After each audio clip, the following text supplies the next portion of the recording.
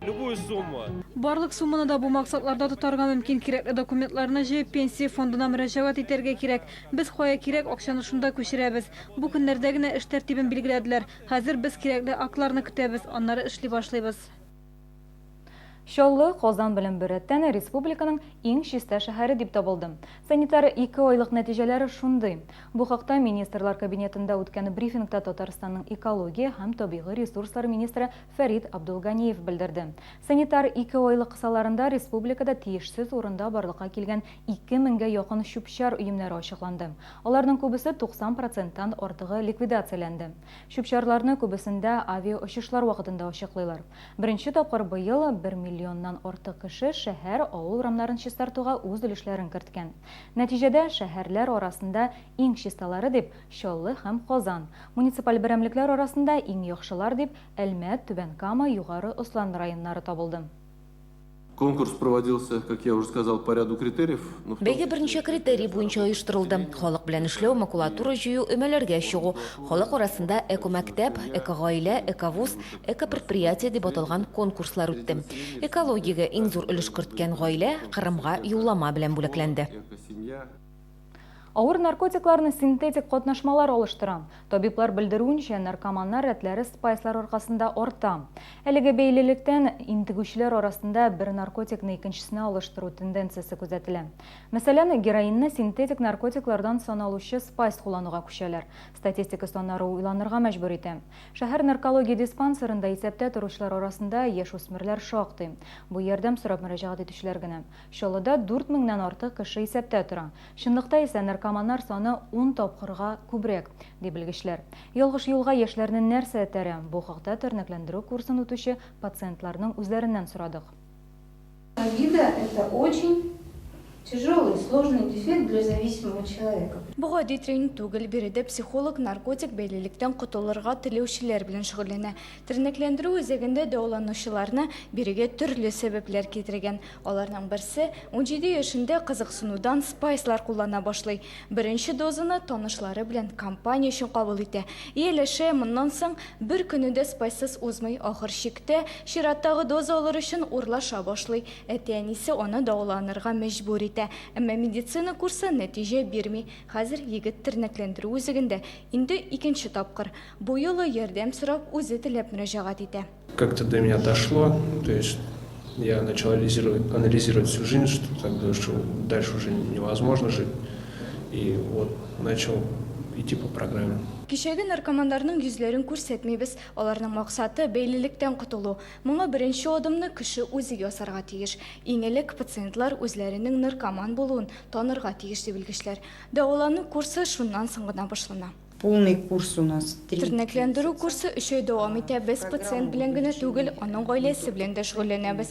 Дәваланудан соң кичәге наркоман гаиләгә әйләнеп кайта. Якыннары аңа ярдәм итәргә тиеш. Әлеге шәһәрдәш 15 яшендә үк спайс куллана башлый. Өлкәннәрдән үрнәк алдым ди ул. Доза сатып алу өчен әти-әнисеннән кибетләрдән урлый. Чираттагы дозаны табуда интернетта ярдәм итә.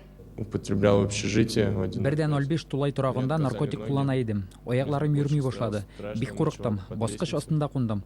Аннары әкренләп үрмәли башладым. Атлап киттем. Шул вакытта дөрес яшәмәвемне аңладым да инде. Бер төнне чактан гына үлми калдым. Передозировка иде бу. Мине әлеге үзәккә китерделәр. Дәваланырга булдым. Әмма бу иратның гаиләсе дә, бизнесы да, акчасы да булган. Әмма булар аны ялгыш юлга басудан коткарып калмый. Я очень сделал много Бик күп начар эшләр кылдым. Хәзер инде гаиләмне кире кайтарып булмый. Әмма хатынымның мине кичерүен теләр идем. Әти-әним миңа ышансыннар иде. Беләм, бу бик җиңел булмаячак.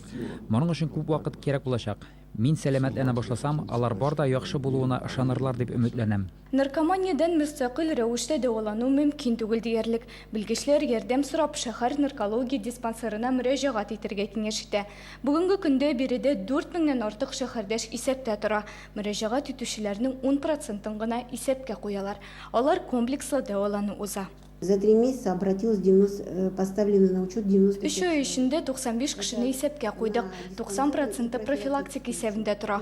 Кешеләргә наркоман исеме тагырга теләмибез. Аларны күзәтәбез, кирәк очракта ярдәм итәбез. Я вам говорю, ребят, этого не стоит.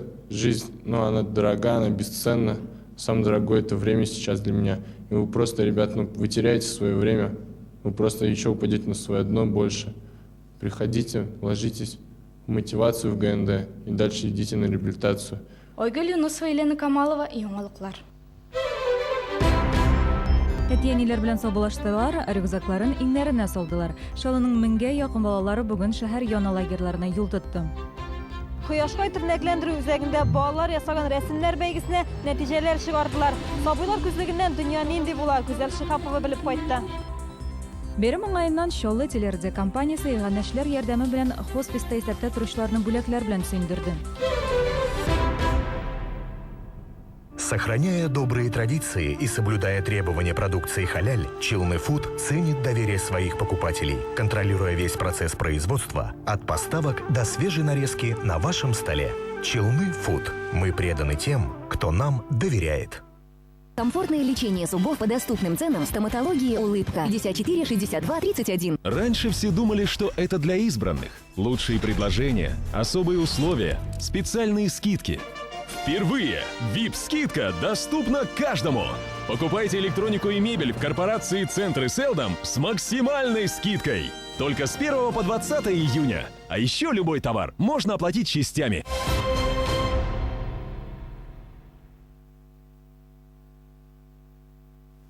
Туры эфирдә яңалыклар чыгарылышы. Без дәвам итәбез.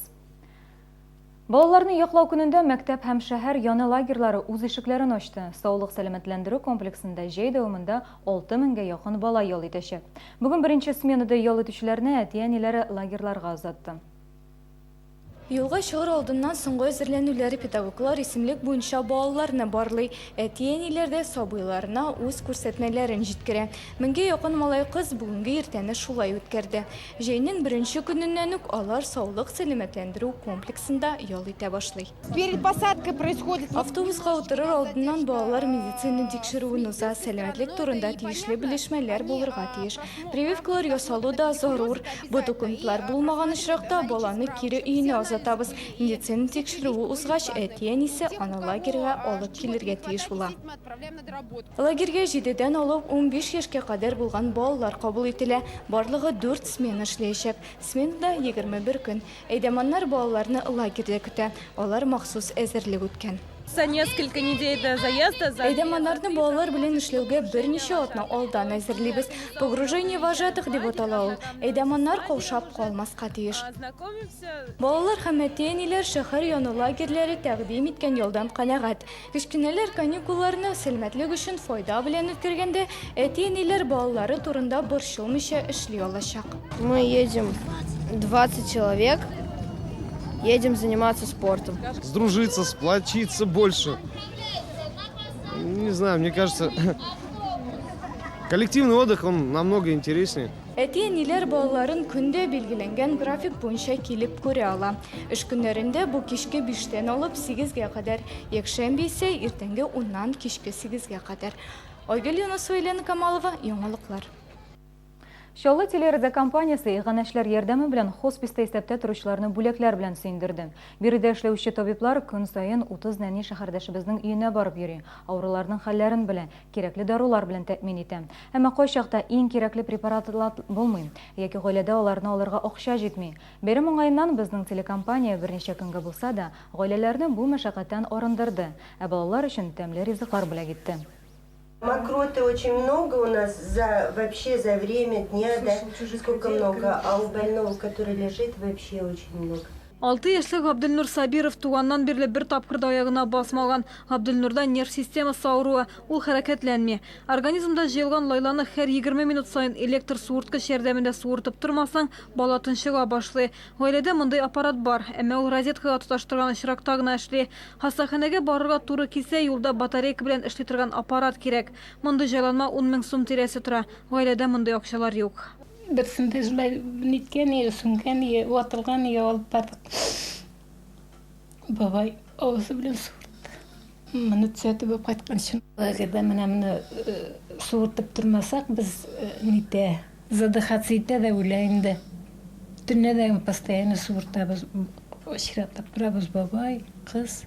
Хосписта Габделнур кебек 30 ауру исәптә тора. Аларга авыртуларны җиңеләйтә торган кыйммәтле дарулар, подгузниклар, махсус аппаратлар кирәк. Бәйрәм уңаеннан Шалытова телерадиокомпаниясе инспектор оешмасы белән берлектә ауру балаларга кирәкле медикаментлар, тәмле ризыклар бүләк итте. Мы хотим помочь. Без әлеге балаларга ярдәм итәргә булдык. Бәйрәм көнне аларның да шат йөзен күрәсе килә. То, что вы делаете. Әлеге чаралар гаиләгә дә, балаларга да уңай энергия бирә. Бу бүләкләр балаларга гына түгел, гаиләгә дә бик кирәк. Чөнки авырларны тәрбияләр өчен бик күп көч һәм акча сарыф ителә. Алар махсус туклану, кыйммәтле аппаратларга, даруларга мохтаҗ. Хосписта исәптә торучы балаларга ярдәм итәргә теләүчеләр безнең редакциягә мөрәҗәгать итә ала. Гүзәл Шихапова, Тимур Әхмәтнов, Яңалыклар. Бәйрәм уңаеннан бүген Кояшкай тернәкләндерү үзәгендә Дөнья балалар күзлегеннән исемле рәсемнәр бәйгесенә нәтиҗәләр ясалды. Чараны берничә ел рәттән Пенсия фонды белән берлектә уздыралар. Тернәкләндерү үзәгендә акыл һәм физик яктан авыру булган балалар дәвалана. Конкурста барысы да бик теләп катнашкан. Жюри әгъзалары 97 эшкә бәя биргән. Друг беды не просит, лишнего не спросит. Вот что значит настоящий верный друг. Бирегә җыелган балалар өчен шын бәйрәм программасы оештырдылар. Алар концерт номерлары әзерләүдә үзләре дә катнашкан. Матур итеп җырладылар, уеннарда да актив катнаштылар. Күбесе дөньяны да шундый ачык төсләрдә күрә. Рәсемнәр бәйгесендә балалар үзләренең хыялын чагылдырган. Я хочу квадроциклы, машины, мотоциклы. Я хочу всем было много здоровья моим друзьям, родным, близким, качели, цветы, дом. Еще что? Я себя. Она всегда говорит, чтобы было очень много цветов, шариков, чтобы все были, чтобы всегда все улыбались. Она всегда вот за это, как говорится, сама всегда улыбается, и чтобы остальным все было весело, чтобы все были счастливы. Ребенок, в принципе, говорит такие вещи, которые, наверное, не все взрослые скажут. Апрель айыннан бирле оештыручылар 100-гә якын рәсем кабул иткән. Бүген һәр катнашучы да бүләк алды. Рәсемнәр инде Пенсия фондына җибәрелгән. Аны типографик продукция җитештергәндә кулланачаклар. Открытки, папки и все остальное. Открыткалар, папкалар җитештергәндә кулланачакбыз. Аларның барысын да кулланачакбыз. Продукция бик матур килеп чыга, барысына да ошый. Открыткаларда һәм башка продукциядә рәсемнең авторы да күрсәтеләчәк. Рәсемнәр бәйгесен киләсе елларда да оештырырга ниятлиләр. Гүзәл Шихапова, Ленар Султанов, Яңалыклар. Балаларны яклау көне белән котлап, мин сезнең белән саубуллашам. Балаларны яратыгыз, саклагыз. Исән-имин булыгыз.